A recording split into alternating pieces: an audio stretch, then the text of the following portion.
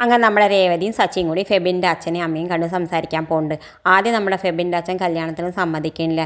എന്തായാലും നമ്മുടെ സച്ചി പറഞ്ഞ് മനസ്സിലാക്കുന്നുണ്ട്, രണ്ടാളും കല്യാണമൊന്നും കഴിച്ചിട്ടില്ല, അവർ രണ്ടാളും നിങ്ങളുടെ അനുഗ്രഹം സമ്മതമില്ല, അത് ഒരിക്കലും കല്യാണം കഴിക്കില്ല എന്ന് പറഞ്ഞിട്ടായിരിക്കണേ, അവർ രണ്ടാൾക്കും നിങ്ങളെ അത്രമാത്രം ജീവനാണെന്നൊക്കെ പറയുന്നുണ്ട്. ആദ്യമൊക്കെ നമ്മുടെ ഫെബിൻ്റെ അച്ഛന് സമ്മതിച്ചില്ലെങ്കിൽ, പക്ഷേ ഇതൊക്കെ കേൾക്കുമ്പോൾ നമ്മുടെ ഫെബിൻ്റെ അച്ഛൻ പറയുന്നുണ്ട്, എനിക്ക് കല്യാണത്തിന് സമ്മതമാണ്, ഞാൻ അവരുടെ കല്യാണം നടത്തി കൊടുക്കാമെന്ന് പറയുന്നത്. ഇതൊക്കെ കേൾക്കുമ്പോൾ നമ്മുടെ രേവതിക്ക് സച്ചിക്ക് വലിയ സന്തോഷമായിട്ട് വീട്ടിലേക്ക് മടങ്ങുന്നുണ്ട്.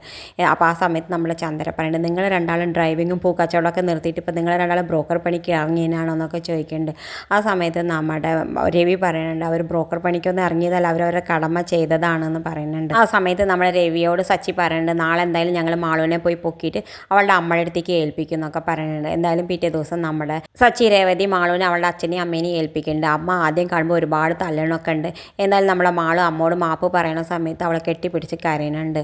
ആ സമയത്ത് നമ്മുടെ രേവതി മാളുവിനോട് പറയുന്നുണ്ട്, നീ ഇങ്ങനെ ചെയ്യാൻ പാടില്ലായിരുന്നു, നിനക്കിത് മെല്ലെ അമ്മേനെയും അച്ഛനെയും പറഞ്ഞ് മനസ്സിലാക്കിയാൽ മതിയായിരുന്നു, നിനക്കിപ്പോൾ ഇങ്ങനെ ചെയ്യേണ്ട ഒരു ആവശ്യം ഉണ്ടായിരുന്നില്ല, ഇനി പോട്ടെ, അമ്മയും അച്ഛനും നിൻ്റെ നന്മയ്ക്ക് വേണ്ടിയിട്ട് തന്നെ ചെയ്യുള്ളൂ, എല്ലാ അമ്മയും അച്ഛനും മക്കളുടെ നന്മയ്ക്ക് വേണ്ടി മാത്രമേ ചെയ്യാറുള്ളൂ എന്നൊക്കെ പറയുന്നുണ്ട്. എന്തായാലും നമ്മുടെ സച്ചിയോട് മാളുവിൻ്റെ അച്ഛൻ തൊഴുതിട്ട് നന്ദിയൊക്കെ പറയുന്നുണ്ട്, നിന്നോട് എത്ര നന്ദി പറഞ്ഞാലും മതിയാവില്ല എന്നൊക്കെ പറയുന്നുണ്ട് നമ്മുടെ സച്ചിയോട്. ആ സമയത്ത് സച്ചി പറയുന്നുണ്ട്, നന്ദി പറയാൻ ഞാൻ ആരാ അന്യനാണോ, എന്താ അങ്ങളെ നിങ്ങളിങ്ങനെയൊക്കെ കാണിക്കണമെന്ന് പറയുന്നുണ്ട്. ഇത് കാണിച്ചും കൊണ്ടാണ് ഇന്നത്തെ പ്രൊമോ അവസാനിക്കുന്നത്.